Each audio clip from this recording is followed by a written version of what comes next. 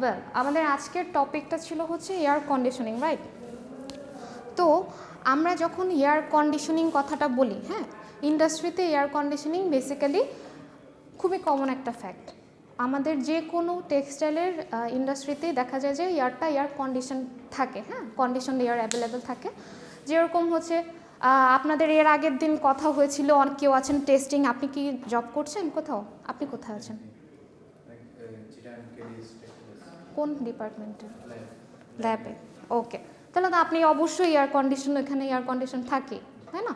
আমাদের ল্যাবে air condition থাকে, স্পিনিং কিংবা হলো আমাদের যে উইভিং, ওখানে চিলার থাকে, রাইট? ডাস্ট এগুলো সব কালেক্ট করার জন্য। সো হচ্ছে টেক্সটাইল ইন্ডাস্ট্রিতে এয়ারটা মাস্ট কন্ডিশন আমাদের থাকে।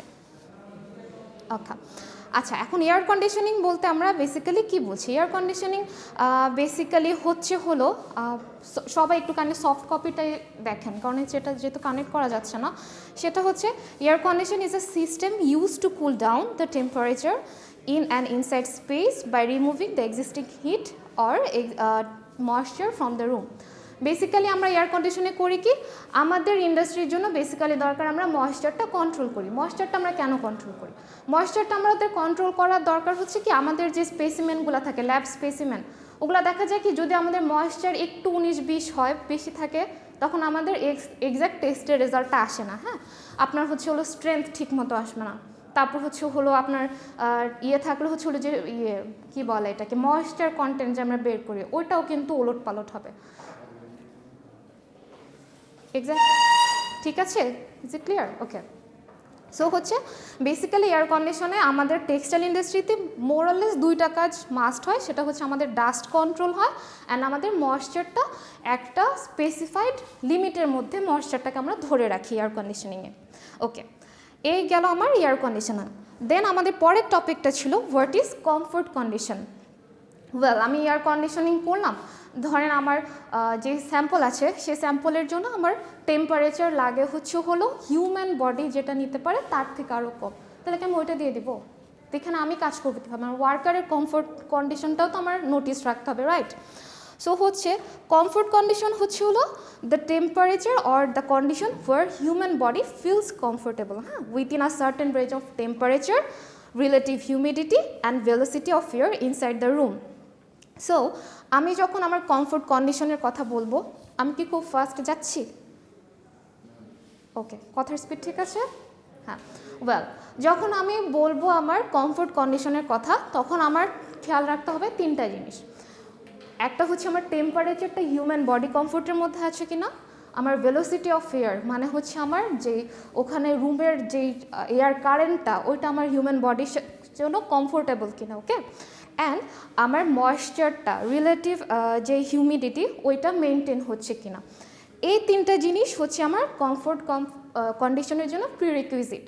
এই তিনটা জিনিসের উপর বেস করে হচ্ছে আমার কমফোর্ট কন্ডিশনটা রাখতে হয়। ওকে ওকে, দেন আমরা এতক্ষণ ধরে বলতেছি যে এয়ার কন্ডিশনিংয়ের কথা, রাইট? এয়ার কন্ডিশনিং কি জাস্ট বললাম আর হয়ে গেল? না তো, এই পুরো সিস্টেমটার তো অনেকগুলো পার্ট আছে, রাইট? সো আমাদের পরের টপিকটা হচ্ছে equipments used in a air conditioning system. আচ্ছা, এয়ার কন্ডিশনিং বেসিক্যালি হচ্ছে ফ্যাক্টরিতে ইউটিলিটি ডিপার্টমেন্ট দেখে, তাই না? সো দেখা যায় টেক্সটাইল ইঞ্জিনিয়ারদের খুব একটা ওই সেকশনে যাওয়া হয় না, মেনটেন্যান্স, ইউটিলিটি অ্যান্ড মেনটেন্যান্স দেখে। ওকে, তো এয়ার কন্ডিশনিংয়ের ইকুইপমেন্টগুলো এখানে কী কী আছে দেখেন।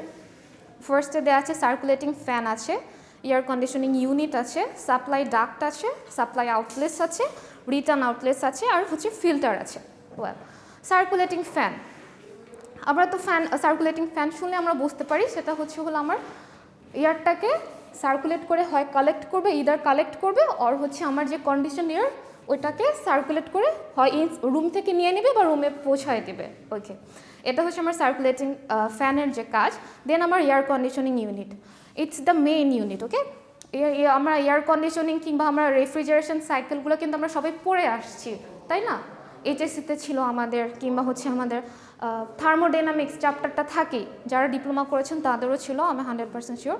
তো এই এয়ার কন্ডিশনিং ইউনিটের মধ্যে আমার এয়ারটাকে হিউমিডিফাই মানে আমার আর্দ্রতা ঠিক রাখার জন্য হিউমিডিফিকেশন ইউনিট থাকে, ডিহিউমিডিফিকেশন ইউনিট থাকে, আমার condenser, compressor, expansion bulb, evaporator সব কিছু হচ্ছে আমার এয়ার কন্ডিশনিং ইউনিটের পার্ট। দেন আমার তারপরের পার্টটা হচ্ছে আমার সাপ্লাই ডাক্ট। এটা করে কি, আমার যে সার্কুলেটিং ফ্যানটা আছে ওটার এয়ার কারেন্টটাকে ডিরেকশন দেয়। হ্যাঁ, সার্কুলেটিং সাপ্লাই ডাক্ট হচ্ছে আমার এয়ারটাকে ডিরেক্ট করে। কোথায় ডিরেক্ট করে? সার্কুলেটিং ফ্যানের দিকে। দেন আমার পরের পার্টটা হচ্ছে সাপ্লাই ডাক্ট হচ্ছে আমার ডিরেকশন দিল, হ্যাঁ, ইনসাইড এয়ারটাকে। আর সাপ্লাই আউটলেট যেটা, ওটা আমার কন্ডিশন এয়ারটাকে ডিস্ট্রিবিউট করে দেয় ইভেনলি রুমের মধ্যে। টেম্পারেচার এসি বন্ধ করে দিছে। তারপর হচ্ছে আমার ফিল্টার। এখন ফিল্টারের কাজ কি? আমি কিন্তু ফার্স্টে বলছি যে বেসিক্যালি ইন্ডাস্ট্রিগুলোতে বা টেক্সটাইল ইন্ডাস্ট্রিতে আমার এয়ার কন্ডিশনার হচ্ছে বেসিক্যালি দুইটা কাজ করে। একটা হচ্ছে আমার ডাস্ট কন্ট্রোল করে অ্যান্ড আমার হিউমিডিটি কন্ট্রোল করে।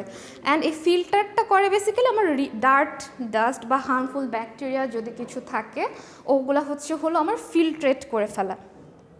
Is it clear? Okay, equipment গেল। এখন working principal of air condition. এখন আমি ফার্স্টে বলছি যে আমার এয়ার কন্ডিশনিংয়ের বেসিক জিনিস হচ্ছে 5টা। কি কি বেসিক জিনিস? এয়ার কন্ডিশনিং করার জন্য আমার একটা রেফ্রিজারেন্ট লাগবে,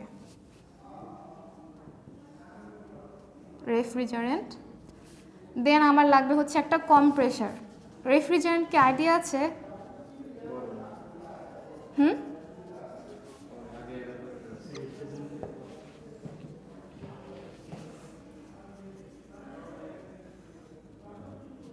কনডেন্সার, ইভাপোরেটর,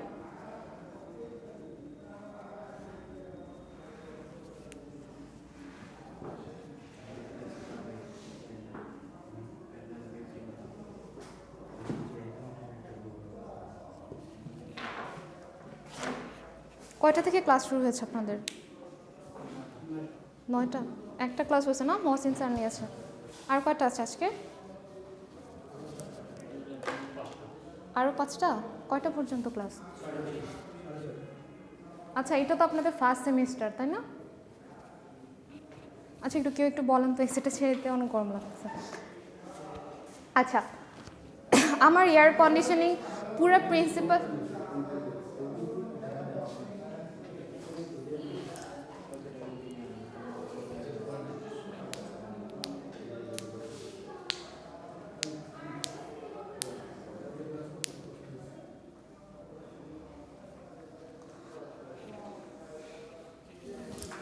ঠিক আছে।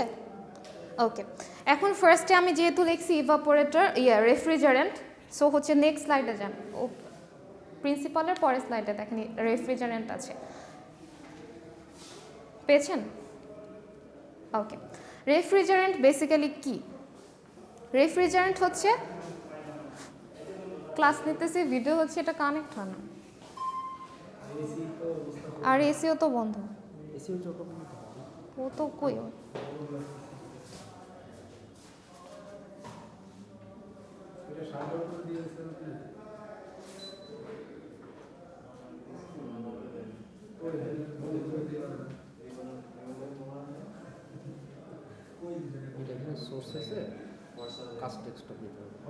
না, ডেস্কটপ।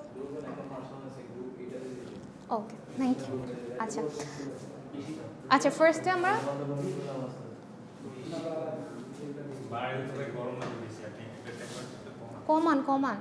কমানো বলতে বোধ উনি বন্ধ করা হচ্ছে।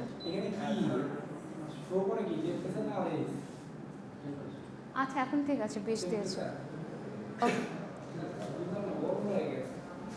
হ্যাঁ, অনেক গরম লাগতেছে।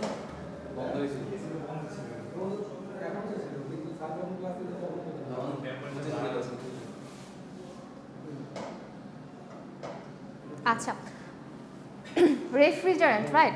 রেফ্রিজারেন্ট হলো আমার মেইন একটা লিকুইড। হ্যাঁ, লিকুইড, এটাকে আমরা করি কি, এয়ার কন্ডিশনিংয়ের মেইন পয়েন্ট হচ্ছে আমরা রেফ্রিজারেন্টটাকে ফার্স্টে হলো গ্যাসটাকে কম্প্রেস করে লিকুইড করি, লিকুইডটাকে আবার গ্যাস করি, এই সাইকেলটাই চলতে থাকে আমার এয়ার কন্ডিশনিং সাইকেলে।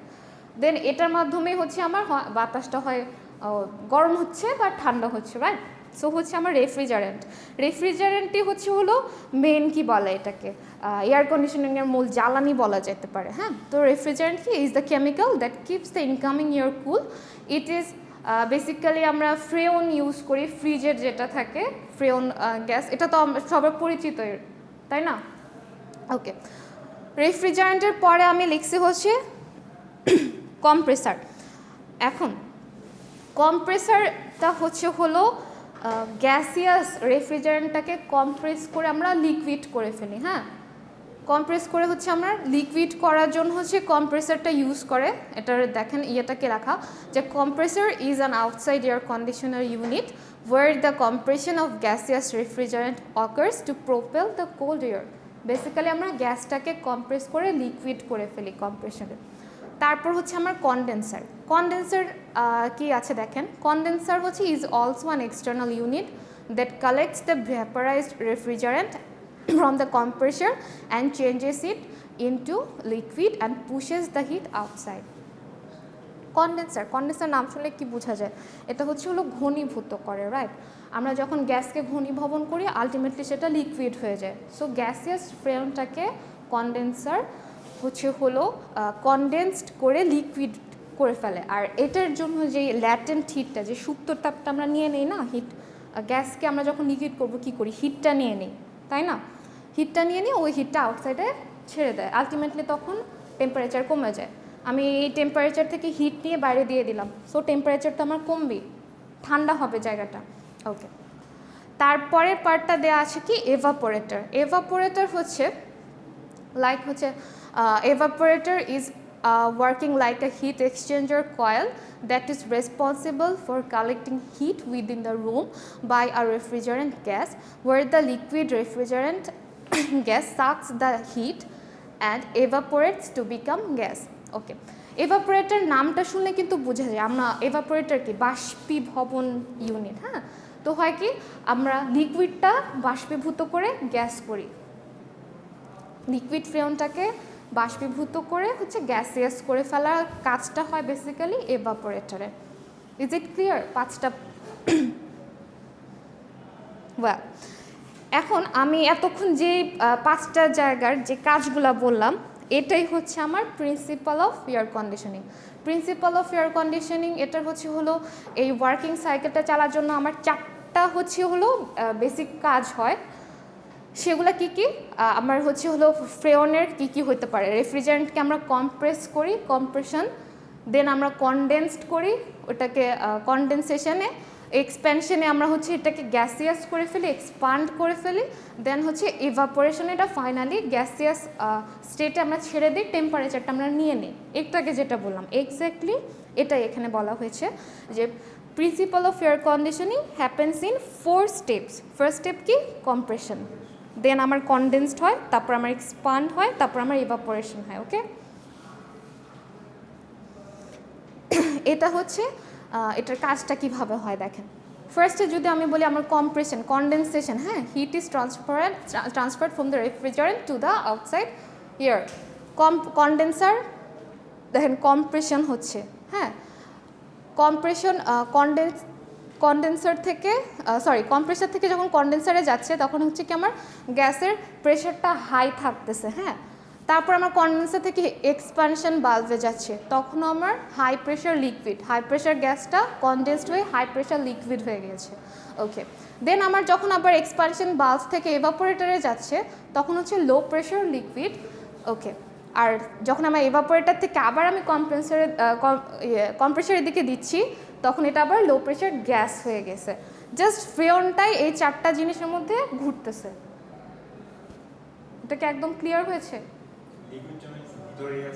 হ্যাঁ, লিকুইডটা ভিতরেই আছে, জাস্ট মানে গ্যাসটা না, টেম্পারেচারটা নিচ্ছে। ও লিকুইড থেকে যখন গ্যাসে যাচ্ছে তখন ওর টেম্পারেচার লাগতেছে, ও নিয়ে নিতেছে, ঠান্ডা করে ফেলতেছে। আবার যখন গ্যাস থেকে লিকুইডে যাচ্ছে তখন ও টেম্পারেচার দিয়ে দিচ্ছে। ঠিক আছে, বুঝতে পেরেছেন? মানে লিকুইডটা আমার ভিতরেই আছে, জাস্ট আমি টেম্পারেচারটা নিয়ে কাজ করতেছি, প্রেশার নিয়ে কাজ করতেছি। Is it clear? আপনি বুঝেছেন? কোন সাইডটা বলেন? আচ্ছা, আমি ফার্স্টে শুরু করি হচ্ছে কম্প্রেসার থেকে। হ্যাঁ, কম্প্রেসার থেকে আমার কনডেন্সারে যাচ্ছে।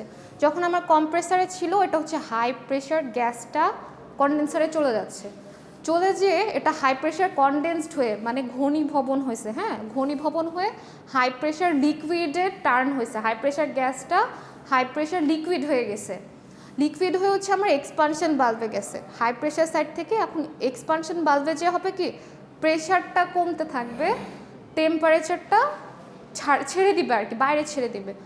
যখন হচ্ছে এক্সপানশন বাল্ব থেকে দেখেন হাই প্রেশার লিকুইডটা এখন এক্সপানশন বাল্বে যে লো প্রেশার লিকুইডে কনভার্টেড হয়েছে। ওকে, লো প্রেশার লিকুইডটা এখন যখন গেছে আমার এভাপোরেটরে, এভাপোরেটরে হচ্ছে কি আউটসাইড থেকে মানে হিটটা নিচ্ছে, এভাপোরেটরে হিটটা নিয়ে হাই প্রেশার লো প্রেশার যে লিকুইড ওটাকে লো প্রেশার গ্যাসে কনভার্ট করছে, আবার লো প্রেশার গ্যাসটা দেন আবার কম্প্রেসারে আসছে। জাস্ট এভাবেই সাইকেলটা চলতেছে। কারো কোনো কনফিউশন আছে? ওকে, এটাই হচ্ছে এখানে যে স্টেপ ওয়াইজ বর্ণনা করা। আচ্ছা, তাহলে আমরা দেখি এখন বর্ণনাটা কী দেওয়া আছে। কম্প্রেশনে কী হচ্ছে, firstly compressor starts compressing the refrigerant gas having low pressure and high temperature so that the refrigerant is converted into high pressure high temperature gas. Just আমরা লো প্রেশারের গ্যাসটাকে হাই প্রেশার আর হাই টেম্পারেচারে গ্যাস করে ফেলছি কম্প্রেশনে। Okay, then আমরা কনডেনসেশনে কী করেছি, then this gas passes through the condenser where it is cooled down with the help of atmospheric air. তারপর হলো so that it is converted into high pressure low temperature liquid. হ্যাঁ, আমার pressure এখনও high আছে but temperature লো করে আমরা liquid করে ফেলছি। এক্স্যাক্টলি। দেন আমি এক্সপ্যানশনে কী করছি, এক্সপ্যানশন বাল্বে যে দেন this passes through the expansion valve where it is expanded into low temperature and low pressure liquid which is used for cooling. আমার কনডেন্সার থেকে যখন এক্সপানশন বাল্বে যাচ্ছে আমার হচ্ছে কি প্রেশার চেঞ্জ হয়ে গেছে এখন। হ্যাঁ, টেম্পারেচারটা ঠিক আছে বাট প্রেশার চেঞ্জ হয়ে লো প্রেশার লিকুইড হয়ে গেছে, যেটা আমার কুলিংয়ের জন্য ইউজ করতেছি, মানে আমি টেম্পারেচারটা নিয়ে নিচ্ছি বাইরে থেকে। আর লাস্ট স্টেপ হচ্ছে আমার evaporation. Then this low temperature low pressure liquid passes through the evaporator where it cools down the air passing over the evaporator coil. এখন আমার গ্যাসের অবস্থাটা কি, গ্যাসের অবস্থাটা হলো আমার লো pressure liquid passes through the evaporator, প্রেশারটা লো আছে অ্যান্ড হলো হ্যাঁ গ্যাসে কনভার্ট হয়ে গেছে। আমি কি ঠিক বলছি না? মনে হয় লাস্টেটা একটু উল্টায় ফেলছি। না, ঠিক বলছি। ওকে, এখন লাস্টে কি দেওয়া আছে দেখেন, উপরে আমার সার্কেলটা বর্ণনা করা হয়ে গেছে। হ্যাঁ, এটা কিন্তু ইম্পর্টেন্ট। হ্যাঁ, আমি কোশ্চেনে দেওয়া থাকতেই পারে যে আমার এয়ার কন্ডিশনিং সাইকেলটা কি আর কয়টা স্টেপে আমার এয়ার কন্ডিশনিং সাইকেল হয়। তখন করবেন কি এই 4টা স্টেপ দিয়ে, আর এর আগে যে ফিগারটা আছে আগেটার সাথে মিলানা কোথায়?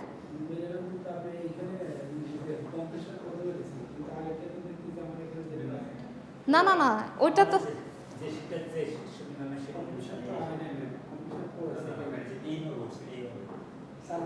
ও আমি এখানে যেটা লিখছি এটার সাথে ওটা মিলায় না, আমি তো এটা বলতে বলতে লিখছি।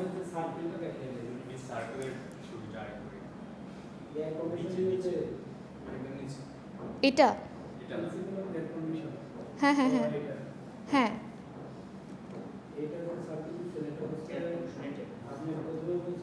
কম্প্রেশন বলছি ফার্স্টে।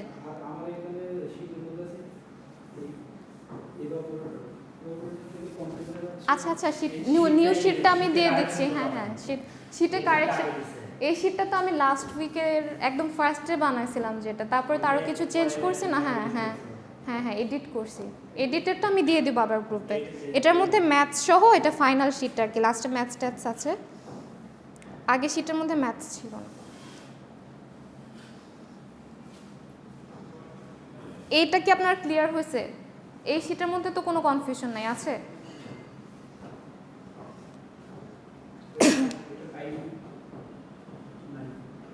হ্যাঁ, এই যে আজকে পাবেন।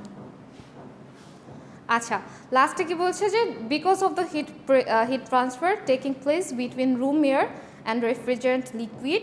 Refrigerant liquid is converted into low pressure high temperature gas and this cycle continues. Just same কথা, just আমরা টেম্পারেচার আর প্রেশার চেঞ্জ হচ্ছে পুরো রুম থেকে টেম্পারেচার নিয়েই এই গ্যাসের যে স্টেটটা, লিকুইড থেকে গ্যাস হচ্ছে, গ্যাস থেকে লিকুইড হচ্ছে, টেম্পারেচার নিচ্ছে কোথা থেকে, আমরা রুম থেকে, যে এরিয়ার আমরা এয়ার কন্ডিশন করতে চাই। আচ্ছা, দেন হচ্ছে with the repetition of this cycle room air will become cooler when AC reaches to the set point compressor stops working, so temperature of refrigerant will increase over the time, and when the temperature of room will go beyond set point compressor will start working and compressing the refrigerant. Start হবে, হ্যাঁ, typing mistake. আচ্ছা, এখন আমার যে air কন্ডিশনারের efficiency এটা হচ্ছে 5টা পয়েন্টের 6টা না 5টা, হ্যাঁ 5টা পয়েন্টের উপর ডিপেন্ড করে। আমার এয়ার কন্ডিশনার এফিসিয়েন্সিকে কন্ট্রোল করে হচ্ছে 5টা পয়েন্ট। সেটা কি হলো পুয়ার এয়ার ফ্লো। রুমের এয়ার ফ্লো যদি সাফিসিয়েন্ট না হয় তখন আমার এয়ার কন্ডিশনার এফিসিয়েন্সি ভ্যারি করবে, হ্যাঁ ভ্যারি করবে। ওকে, রুমে যদি সাফিসিয়েন্ট এয়ার ফ্লো না হয় তাহলে আমি টেম্পারেচারটা নিব কোথা থেকে? সো পুরো এয়ার ফ্লোটা যদি সাফিসিয়েন্ট না হয় তখন আমার এয়ার কন্ডিশনার এফিসিয়েন্সি ভ্যারি করবে। দেন হচ্ছে ডার্টি কয়েলস। ডার্টি কয়েলস হচ্ছে কি, অনেক সময় দেখবেন ইন্ডাস্ট্রিতে হয় চিলারের যেই সাপ্লাই ডাকটা ওটার মধ্যে একদম ময়লা টলা পড়ে ধুলাবালি সেরকম বিশ্র অবস্থা, তো তখন আমার এয়ার কন্ডিশনার এফিসিয়েন্সি কমে যায়। এটা বেসিক্যালি হচ্ছে সেন্ট্রাল এয়ার কন্ডিশন যেগুলো থাকে সেখানে হচ্ছে এই সমস্যাটা হয়। দেন হচ্ছে ল্যাক অফ মেনটেনেন্স। মেনটেনেন্স তো যে কোনো একটা ইলেকট্রনিক সিস্টেমেরই রেগুলার মেনটেনেন্স দরকার। মেনটেনেন্স কয় প্রকার জানেন? Preventive maintenance, corrective maintenance. Corrective maintenance হচ্ছে যখন আমার জিনিসটা নষ্ট হয়ে গেছে,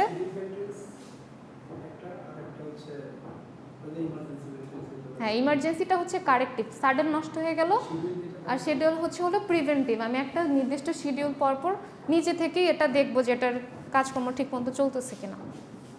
ওকে, দেন হচ্ছে আমার duct leaks.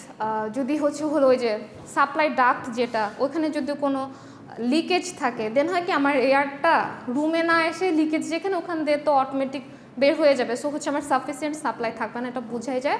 And low thermostat setting, আমার যেই থার্মোডাইনামিক সাইকেলটা যে চলবে ওইখানে যদি আমার সেটিংয়ে সমস্যা থাকে, যেমন আমার ওই ইউনিটে যদি সমস্যা থাকে, ঠিকমতো কম্প্রেশন না হয় বা এক্সপ্যানশন বাল্বের কোনো ইয়েতে সমস্যা থাকে, ওই থার্মোস্টেট সেটিংটাতে ঝামেলা হলে আমার এয়ার কন্ডিশনার এফিসিয়েন্সি কমে যাবে। ওয়েল, এখন হচ্ছে আমার এয়ার কন্ডিশনার যে এয়ার কন্ডিশন হচ্ছে এটার টাইপস কী কী। হ্যাঁ, এ পর্যন্ত ক্লিয়ার সবার? কোনো কোশ্চেন আছে? ওকে, দেন এয়ার কন্ডিশনিং টাইপস কী কী? এয়ার কন্ডিশনিং টাইপ হচ্ছে যদি আমরা আমাদের পারপাস ওয়াইজ, হ্যাঁ, যেমন আমাদের এই রুমের এয়ার কন্ডিশনিং কি কমফোর্ট, গরম লাগতেছে ঠান্ডা করতেছে, যখন শীত লাগতেছে আবার টেম্পারেচার বাড়ায় দিচ্ছি, সো এটা আমাদের কমফোর্ট। আর একটু আগে যে আমরা ক্লাসের ফার্স্টেই বললাম যে আমাদের ইন্ডাস্ট্রিয়াল যে ইউজ, ইন্ডাস্ট্রিয়াল পারপাসে যখন আমরা এয়ার কন্ডিশনিং করি তখন আমাদের মেইন ফোকাস থাকে কি আমার যে ম্যাটেরিয়ালসটা ওইটার একটা গুণগত মান নির্ণয় করা। সো আমার ওই পারপাসটার জন্য যে এয়ার কন্ডিশনিং সিস্টেম ওইটা হচ্ছে industrial air conditioning system. Okay, then হচ্ছে সিজন অফ দ্য ইয়ার। উইন্টারে এয়ার কন্ডিশনিং আমরা কি করি, সবাই হিটার ইউজ করি, হ্যাঁ, সো সেটাও কিন্তু টাইপ অফ এয়ার কন্ডিশনিং করছি আমরা। সামার এয়ার কন্ডিশনিং হতে অবশ্যই আমরা এসি ইউজ করি। অ্যান্ড হোল ইয়ার রাউন্ড একটা এয়ার কন্ডিশনিং সিস্টেম যেটা তোমার হোল দ্য ইয়ার রাউন্ডই আমার টেম্পারেচারটাকে হিউম্যান কমফোর্ট অনুযায়ী ঠিক রাখবে, সেট করবে। হ্যাঁ, এক্স্যাক্টলি। ওকে, দেন হচ্ছে according to the arrangement of equipment. একটা হচ্ছে ইউনিটারি এয়ার কন্ডিশনিং সিস্টেম আর একটা হচ্ছে central air conditioning system. Unitary হলো এক একটা রুমের জন্য আলাদা আলাদা যেই সেটিংটা থাকে, এক একটা ইউনিট।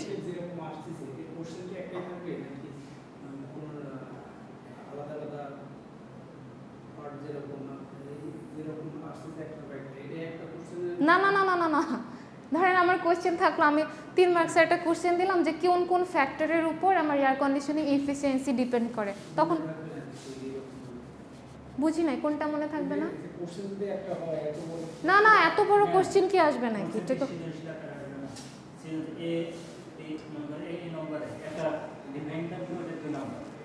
না, সৃজনশীল আকারে আসবে না। না, সৃজনশীল আকারে বলতে কি আপনারা যেটা 4টা প্রশ্ন একটা সেটের মধ্যে ওইটা বুঝাচ্ছেন না? এত এই ক্লাসে এসে তো আর ওরকম সৃজনশীল প্রশ্নের দরকার নাই আপনার। না, এখানে আসার কথা না। যেমন আমি কিন্তু তখন বলছি যে আমি হয়তো বা কোশ্চেন দিলাম যে এয়ার কন্ডিশনিং সিস্টেম কাকে বলে, তখন আপনি কি করবেন? একদম ফার্স্টে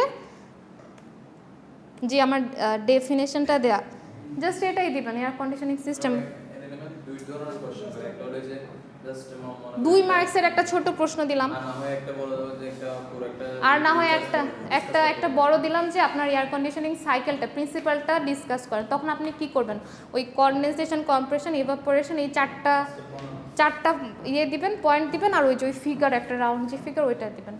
এখন কি কনফিউশন আছে? আর কোশ্চেন তো এত বড় একটা চ্যাপ্টার না, আমি নিজেও পাগল না, আপনারাও পাগল না, এইভাবে তো কোশ্চেন দিয়ে দিব না। এটা তো আমার নিজের স্টুডেন্ট হলে আমার নিজের জন্য তো ঝামেলার হইতো, এত বড় একটা প্রশ্ন আমি কেন দিয়ে দেবো? ওকে, আচ্ছা, এখন হচ্ছে অ্যারেঞ্জমেন্ট অফ ইকুইপমেন্ট অনুসারে হচ্ছে দুইটা, একটা হচ্ছে ইউনিটারি আর একটা হচ্ছে সেন্ট্রাল। সেন্ট্রাল তো হচ্ছে ওই যে প্রোডাকশন ফ্লোরে যে থাকে একটা সেন্ট্রাল এয়ার কন্ডিশনিং দিয়ে দেয়, পুরো টেম্পারেচার কন্ট্রোল করে। আর ইউনিটারি হচ্ছে একটা ছোটো ছোটো ইউনিটের যখন আমরা এয়ার কন্ডিশন করি। আচ্ছা, এখন সেন্ট্রাল এয়ার কন্ডিশনিং সিস্টেমটা তো বেসিক্যালি মোস্ট অফ দ্য ফ্যাক্টরিতে সেন্ট্রালটাই ইউজ করে। সো এটার একটা ডেফিনেশন দেওয়া আছে। এটা হচ্ছে most important types of air conditioning system. It is used when the required cooling capacity, যখন অনেক হিউজ একটা ক্যাপাসিটি দরকার হয় 25 টনের বেশি, তখন এটা ইউজ করা হয়। আর হচ্ছে এয়ার ফ্লো যখন হচ্ছে 300 মিটার কিউব পার মিনিট থাকে, মানে যখন আমার এয়ার ফ্লো বেশি থাকবে আর বড় একটা ক্যাপাসিটির দরকার, তখন আমরা এয়ার কন্ডিশনিং সিস্টেম ইউজ করি। ক্যাপাসিটি লাস্টে আসতেছে আস্তে আস্তে, একদিনে সব পড়ে ফেললে তো সমস্যা। আচ্ছা, এখন হচ্ছে টেক্সটাইল ইন্ডাস্ট্রিতে এয়ার কন্ডিশনিংয়ের অ্যাপ্লিকেশন কী কী? আচ্ছা, এখন আপনারা কে কোথায় কোন আপনি হচ্ছেন ল্যাবে আছেন, ল্যাবে এয়ার কন্ডিশনিংয়ের অ্যাপ্লিকেশন কী? আপনি তো ল্যাবে আছেন, ফিজিক্যাল ল্যাব নাকি হচ্ছে টেস্টিং যেটা ইয়ে ডাইং ল্যাব? তো ডাইং ল্যাবে এয়ার কন্ডিশনিংয়ের ইয়ে কী?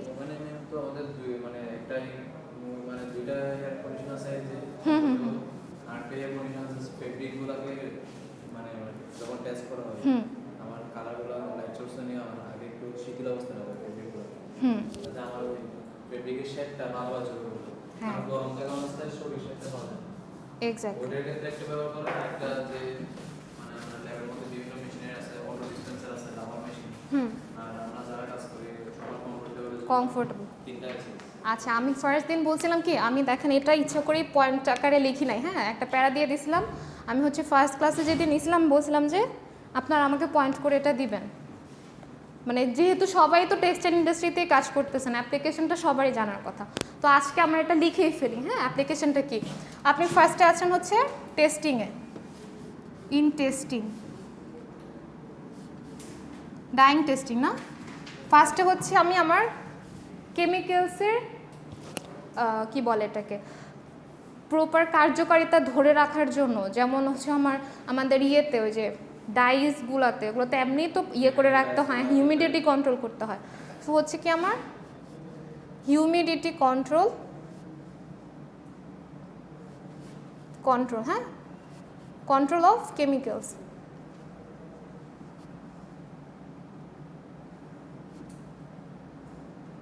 এটা কিন্তু লিখে রাখেন, আমি এটা ফার্স্টে ভাবছিলাম আপনাদেরকে অ্যাসাইনমেন্ট দিব, কিন্তু আর দিলাম না, আমি নিজে লিখে দিচ্ছি।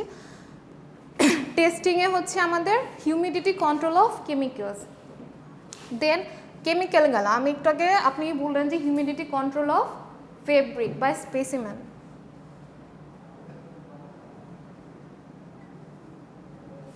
ফেব্রিক হোক বা ইয়ার্ন হোক কিংবা গার্মেন্টস হোক, ওইটার হিউমিডিটি কন্ট্রোল করি। আর লাস্টলি হচ্ছে আমার ডাস্ট কন্ট্রোল আর হচ্ছে হিউম্যান কমফোর্ট।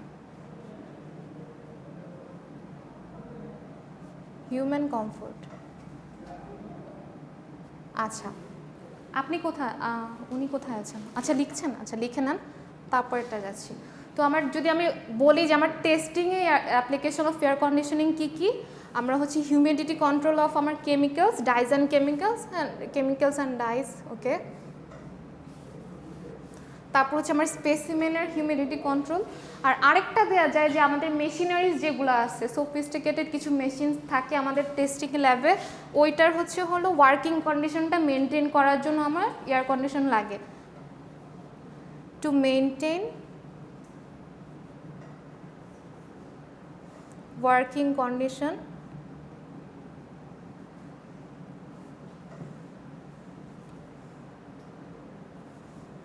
Of machines. এটা হচ্ছে আমার টেস্টিংয়ে এয়ার কন্ডিশনার আমার দরকার হচ্ছে 5টা পয়েন্ট। একটা হচ্ছে ফার্স্টটা হচ্ছে আমার হিউমিডিটি কন্ট্রোল করব ডাইজ অ্যান্ড কেমিক্যালসের, আমার স্পেসিমেন মানে ফেব্রিক বা ইয়ার্ন যেটা হোক ওটার হিউমিডিটি কন্ট্রোল করব, তারপর ডাস্ট কন্ট্রোল করব, আর হিউম্যান কমফোর্টটা এনশিওর করা, হিউম্যান কমফোর্ট অ্যাসিওরেন্স। আর লাস্টেরটা হচ্ছে কিছু কিছু আমাদের সোফিস্টিকেটেড মেশিনস থাকে ওগুলোর ওয়ার্কিং কন্ডিশন মেনটেন করার জন্য আমরা টেস্টিংয়ে এই 5টা পয়েন্টের উপর ডিপেন্ড করে আমাদের এয়ার কন্ডিশনিং দরকার। এখন আপনি কিসে আছেন? বাইং হাউসে করেছেন, আচ্ছা সেটা হচ্ছে আলাদা প্রোডাকশন ফ্লোরের কথা। আপনি কি কোথাও আছেন? আপনি নাই। আর পিছনে আপনি হচ্ছে স্পিনিংয়ে আছেন, রাইট? আচ্ছা, স্পিনিংয়ে আমাদের কেন দরকার তাহলে?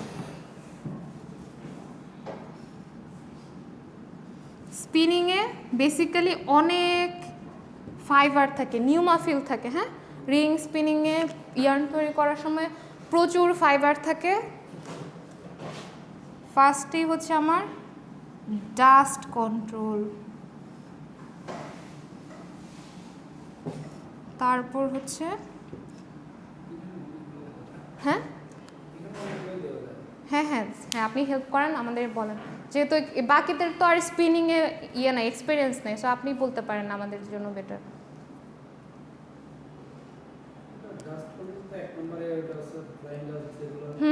ফ্লাইং ডাস্ট, হ্যাঁ হ্যাঁ হিউমিডিটি কন্ট্রোল,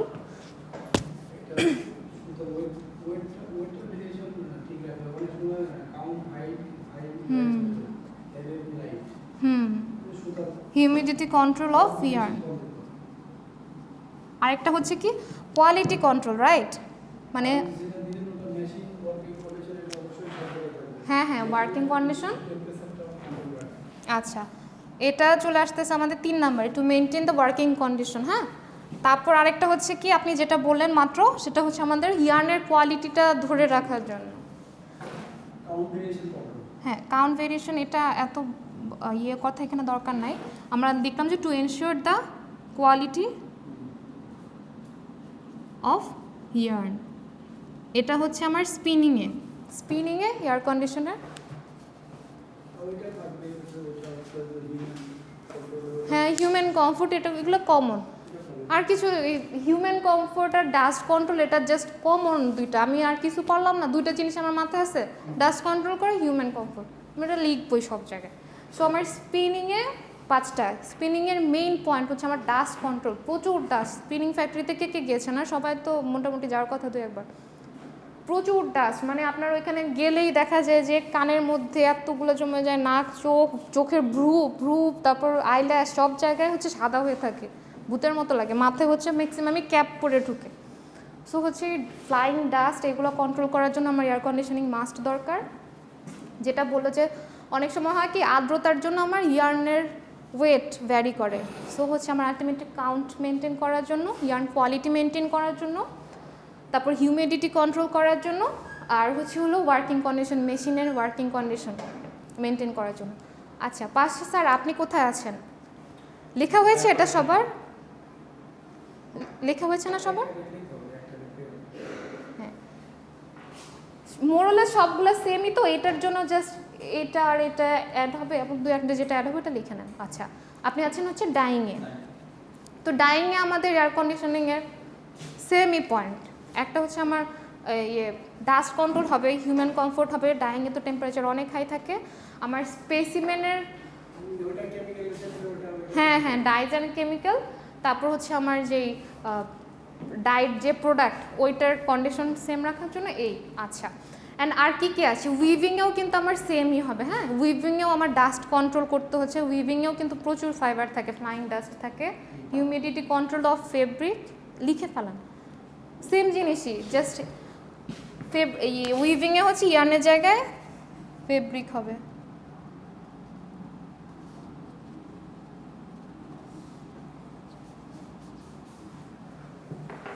মোরলেস এটারই হবে, আর ওইখানেও কোয়ালিটি অফ ফেব্রিক।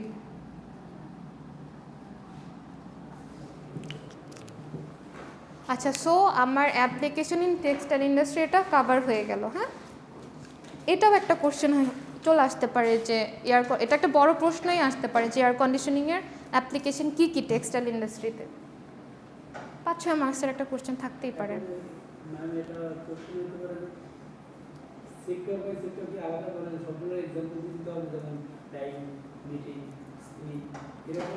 দিলে ভালো, না দিলেও কিন্তু হ্যাঁ একটা ডিটেলসে যদি আপনি আলাদা করে লিখতে পারেন তো দিবেন, যে quality of yarn and fabric এরকম করে দিয়ে দিলেন, একটার মধ্যেই দিয়ে দিলেন বা আলাদা করে দিলেন, যেভাবে লেখেন।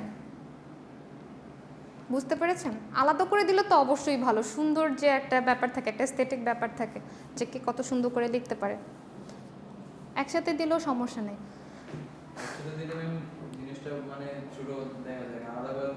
পয়েন্ট বড়, হ্যাঁ হ্যাঁ, একটা পয়েন্ট হয়ে যাচ্ছে। আচ্ছা, তারপরে হচ্ছে একটু আগে আমরা রেফ্রিজারেন্ট নিয়ে কথাবার্তা বলছি। রেফ্রিজারেন্ট কি?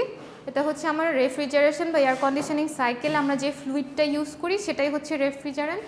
এটা হচ্ছে গ্যাস থেকে লিকুইড হয়, লিকুইড থেকে গ্যাস হয়, সেম কথা অনেকবার বলা হয়ে গিয়েছে। এখন আমার রেফ্রিজারেন্টের কিছু আইডিয়াল ক্যারেক্টারিস্টিক্স দরকার। আইডিয়াল ক্যারেক্টারিস্টিক কি? যেমন এটা হচ্ছে আমি রেফ্রিজারেন্টটা তো আমার একটা সিস্টেমের মধ্যে ইউজ করতেছি। আদর্শ আদর্শ একটা রেফ্রিজারেন্টের কী কী ক্যারেক্টারিস্টিক্স থাকবে, থাকলে সেটা আদর্শ রেফ্রিজারেন্ট হবে। ওকে, ফার্স্টে হচ্ছে আমার নন করোসিভ, মানে হচ্ছে কি বলে এটাকে, ক্ষয় করবে না। অনেক সময় হয় কি কিছু কিছু কেমিক্যাল যেমন আমাদের অ্যাসিডগুলো কি ক্ষয় করে না, হয়। তো আমার রেফ্রিজারেন্টটা এমন হইতে হবে যে আমি যে সিস্টেমটাতে ইউজ করতেছি সিস্টেমের কোনো ম্যাটেরিয়ালকে ওটা ক্ষয় করবে না। হ্যাঁ, সো এটা নন করোসিভ হবে। নন টক্সিক তো অবশ্যই বিষাক্ত হওয়া যাবে না। নন ফ্লেমেবল, আমাদের মানে অনেক গ্যাসে কিন্তু ফ্লেমেবল। হ্যাঁ, ফ্লেমেবল কী কী আছে, হঠাৎ করে আগুন, আমরা যে সিলিন্ডার ইউজ করি ফ্লেমেবল তো, হ্যাঁ আগুন ধরে ম্যাচ দিয়ে। সো হচ্ছে আমাদের রেফ্রিজারেন্টটা নন ফ্লেমেবল হতে হবে, কারণ এটা কিন্তু কন্টিনিউয়াস আমাদের প্রেশার আর টেম্পারেচার চেঞ্জ হচ্ছে। এটা যদি ফ্লেমেবল হয়, এমন কন্টিনিউয়াস একটা প্রেশার আর টেম্পারেচার যেহেতু চেঞ্জ হচ্ছে, ফ্লেমেবল হলে আগুন ধরে যাবে। হ্যাঁ, সো সেটা হচ্ছে অবশ্যই ক্ষতিকর। হ্যাঁ, সো হচ্ছে আমাদের রেফ্রিজারেন্টটা নন ফ্লেমেবল হবে। আরেকটা হয় কি ওজোন ডিপ্লেশন, সিএফসি গ্যাস, হ্যাঁ ওজোন লেয়ারের যে ডিপ্লেশন করে ওইটা থাকা যাবে না। এখন ফ্রেয়ন কিন্তু রিসেন্টলি আমরা সিএফসি গ্যাসের জায়গায় HCFC মানে হাইড্রোকার্বন যেটা ইউজ করি, ফ্রেয়ন হচ্ছে বেসিক্যালি HCFC। এটা হলো ওজোন ডিপ্লেশন ঘটায় কিন্তু হচ্ছে রেটটা কম। হ্যাঁ, এটা আসলে রেফ্রিজারেন্ট ওজোন ডিপ্লেশন করবে না বা ওজোন স্তরের ক্ষতি করবে না, এটা এখনও ওই ধরনের গবেষণা এখনও সম্ভব হয় না। এটা ওজোন স্তরের জন্য অবশ্যই ক্ষতিকর, কিন্তু এটা আসলে পসিবল না, কারণ ওজোন ডিপ্লেশন হবে। বাট আমরা যে ফ্রেয়নটা এখন ইউজ করি সেটার রেটটা কম, সেজন্য হচ্ছে মন্দের ভালো আর কি। আচ্ছা, তারপরেটা হচ্ছে ওই তো ওজোন ডিপ্লেশনের সাথে রিলেটেড গ্লোবাল ওয়ার্মিংয়ের পোটেনশিয়াল অ্যাবিলিটি থাকবে, তা কম থাকবে, গ্লোবাল ওয়ার্মিংয়ে কম ইফেক্ট ফেলবে। এটা হচ্ছে আরেকটা পয়েন্ট। আচ্ছা, এখন আজকে কি এতটুকু থাকবে নাকি আমি তারপরেরটা কন্টিনিউ করব? বেশি হয়ে যাচ্ছে একদিনের জন্য, বেশি হয়ে যাচ্ছে। হ্যাঁ, আরেকটা চ্যাপ্টার শুরু করব, আরেকটা টপিক শুরু করব। এটা পুরোটা মিড টার্মের জন্য, এটার সাথে আরও একটা 2টা চ্যাপ্টার থাকবে। আপনার কি সিলেবাস দেখেছেন এখনো? দেখেন নাই? আচ্ছা, সিলেবাসটা দেখাই দিই একটু। অনেকগুলা এই চ্যাপ্টারের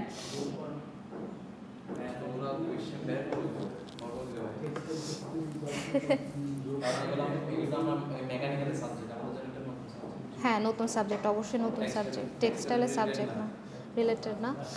আর এটার মধ্যে আসলে সিলেবাসটা এমনভাবে করা হয়েছে, এটার মধ্যে আসলে মেকানিক্যাল, তারপর হলো মেনটেনেন্স, আর্গোনমিক্স, মানে সেফটি, হ্যাঁ সেফটি সব কিছু একসাথে করে একটা কমপ্যাক্ট সিলেবাস করা হয়েছে।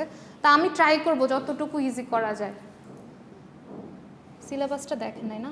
সিলেবাসটা দেখেন, কিন্তু আপনাদের নিতে হবে আর কি, মানে হ্যাঁ আচ্ছা আমি সিলেবাসটা একটু দেখাইনি, কার জানি একটা মেল অ্যাড্রেস আছে না আমার কাছে, সিলেবাসটা পাঠাই, হ্যাঁ ওনাকে পাঠাই দিলেও হবে। আচ্ছা আইপি কোর্সেস,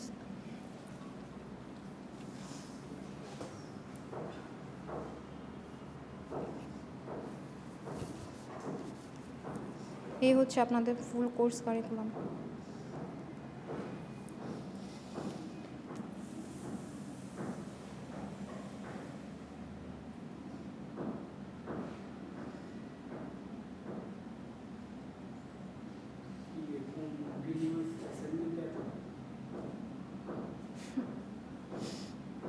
ওগুলা দেখে লাভ নেই, ওগুলা তো পুরোটা মেনটেন করা।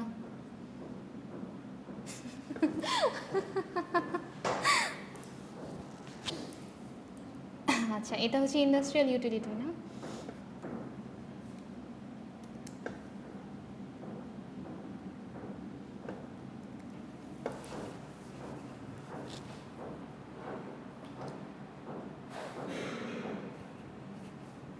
নেটওয়ার্ক এত স্লো কেন বাবা?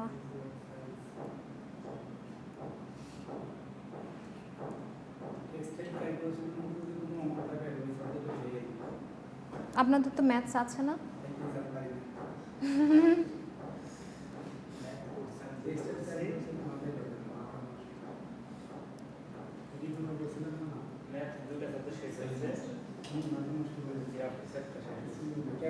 আপনার কি এই সেমিস্টারেই অ্যাডমিট হয়েছেন?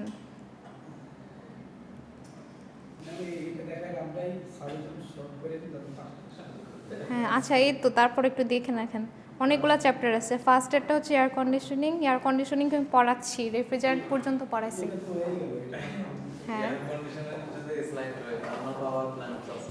হ্যাঁ তারপর হচ্ছে বয়লার আছে, ম্যাটেরিয়াল হ্যান্ডলিং আছে, lubrication, machine erection, maintenance, ergonomics, আর তারপরে সেফটি, অনেকগুলো চ্যাপ্টার আছে।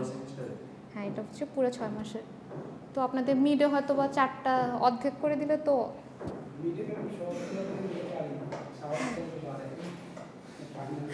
আচ্ছা দেখা যাবে কি এখানে অনেকে এক্সাম দিবে না পড়ে, কারণ ম্যাক্সিমাম আমাদের এখানে যারা আমাদের ডিপ্লোমা বেস যারা করে 99% এই জব করে ক্লাসই তো করতে হবে, যেমন এখানে সর্বোচ্চ এই বোঝার এখানে সবাই করে। হ্যাঁ আমি তো এবং ও মাসে 5.5 রওনা দিছি। আচ্ছা আপনি মাওনা থেকে আসছেন? আমি জব থেকে চিটাং থেকে আসছি। হ্যাঁ আপনার কথা লাস্ট ক্লাসে শুনতেছিলাম যে আপনি আসতে ট্রেন পান নাই টেক্সটাইলে। হ্যাঁ biology too early for the next class, হ্যাঁ আচ্ছা আচ্ছা তাহলে আমি তারপরে হচ্ছে এগুলো তো কোর মেকানিক্যাল একটু টাফ, তাহলে আমি হচ্ছে আর্গোনমিক্স আর সেফটি কিছু অ্যাড করে আপনাদের মিডের সিলেবাসটা দিয়ে দিব তাহলে। একটা কাজ করতে পারেন, পড়া যেহেতু আমাদের লাগবে, হ্যাঁ অবশ্যই জানার জন্য কোনো প্রবলেম নেই। হ্যাঁ হ্যাঁ তারপরে এক্সামের জন্য কিছু যে আমরা এক্সট্রা কিছু সিলেক্ট করে ওটা আমাদের জন্য সুবিধা হবে। আচ্ছা ঠিক আছে সেটা আমি টিসি মানে আমি সিটি আমি ট্রান্সফার হয়ে আসছি, তো ক্ষেত্রে আমাদের ওই ডিপ্লোমাদের জন্য ওই সুবিধা হতো পড়ানোর সময় সব পড়া। হ্যাঁ হ্যাঁ আমি তো পড়াবো সব, এক্সামের জন্য একটু কমাই দিব বা ইম্পর্টেন্ট কিছু টপিকস, হ্যাঁ টপিক সিলেক্ট, কোনো চ্যাপ্টার আমি বাদ দিব না, কিন্তু ইম্পর্টেন্ট যেটা সেটা সিলেক্ট করে দেবো, ঠিক আছে? আচ্ছা আপনার হচ্ছে রাজু, আপনাকে কেটে দিয়ে দিব সিলেবাসটা?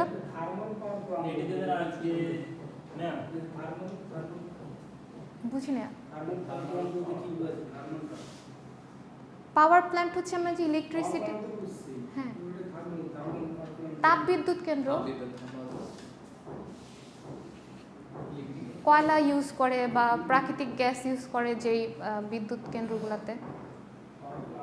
হ্যাঁ, থার্মাল পাওয়ার প্ল্যান্টে হচ্ছে হলো বেসিক্যালি ওই থার্মাল পাওয়ার প্ল্যান্টগুলোর মধ্যে কী কী ইউনিট আছে বা কী কী সাইকেল ফলো করে ওইটা আছে। আর ওইটার মধ্যে থার্মাল মানে বিদ্যুৎ উৎপাদন বা পাওয়ার জেনারেশনে তো বয়লার একটা ইম্পর্টেন্ট। সো তারপরে চ্যাপ্টারটা হচ্ছে বয়লারের ডিটেলস। এই গেল আমার মেকানিক্যাল পার্টটা শেষ। তারপর হচ্ছে আমার ম্যাটেরিয়াল হ্যান্ডলিং তো হচ্ছে হলো আমরা কী কী ইকুইপমেন্ট ইউজ করি, ট্রান্সপোর্টেশনের জন্য কি ইউজ করি, হ্যান্ডলিংয়ের জন্য কী ইউজ করি, স্টোরেজের জন্য কি ইউজ করি, র্যাক ট্যাক হাবি যাবে ওগুলো, বা ওই যে ইন্ডাস্ট্রিতে ট্রলি ইউজ করে অটোমেশন ইন্ডাস্ট্রিগুলোতে ওগুলা, ওইটা হচ্ছে আমার হ্যান্ডলিংয়ে। আর লুব্রিকেশন হচ্ছে হলো ওই তো লুব্রিকেশন তো আমরা ইউজ করি জুট টুট ওগুলোতে, তো সব মেশিনেই তো লুব্রিকেন্ট আমার লাগে। ওই লুব্রিকেশন দেন হচ্ছে মেশিন ইরেকশন হচ্ছে হলো বেসিক্যালি পয়েন্টটা সেট করা যে কীভাবে মেশিন ইয়ে করব, অপারেট করবো ওইটা মেশিন। হ্যাঁ না, এটা হচ্ছে কি বেসিক্যালি অনেকগুলা সাবজেক্ট থেকে নিয়ে নিয়ে একসাথে করে একটা সাবজেক্ট করছে।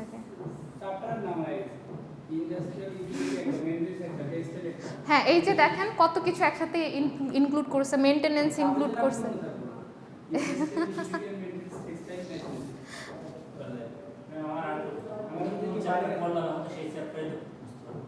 এখন কোন চ্যাপ্টার? হায় খোদা, এয়ার কন্ডিশনিং। হ্যাঁ রেফ্রিজারেন্ট পর্যন্ত পড়ছি আমরা। তারপরে আমরা পরের ক্লাসে সাইকোমেট্রিক চার্টার প্রসেস করব, তারপর কয়েকটা ম্যাথস করবো, ইজি কয়েকটা ম্যাথস, অ্যান্ড তারপরে হচ্ছে 4-5টা ডেফিনেশন, ওইটা দিয়ে নেক্সট ক্লাস শেষ।